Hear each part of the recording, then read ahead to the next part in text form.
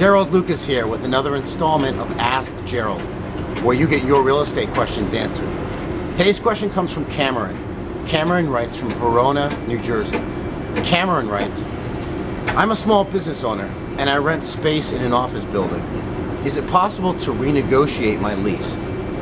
Well, Cameron, although a lease is a binding contract, it is possible to renegotiate it depending on which term or terms in the lease you're trying to renegotiate. Now, one term that landlords are most likely to agree to change in a lease is to extend the period of the lease.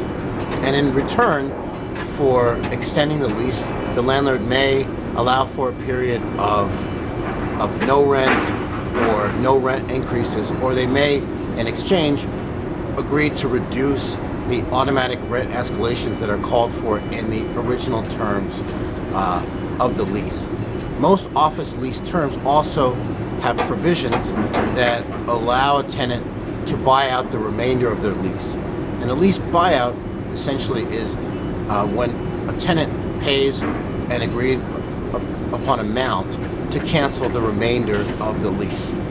And if you allow your landlord time to find another tenant to replace you, they may be more willing to allow a lease buyout, and they may allow you to buy out the lease for a lower amount of money. Now, one way to functionally terminate your lease without formally terminating it is to sublease your space to a sublessor. The downside with that is that if your sublessor stops paying the rent, then you're on the hook for the rent.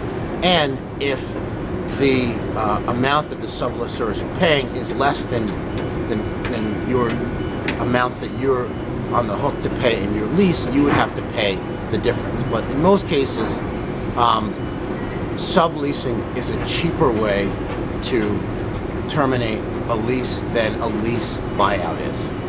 So thanks for your question, Cameron. For more real estate tips and information, visit my blog at geraldlucas.com.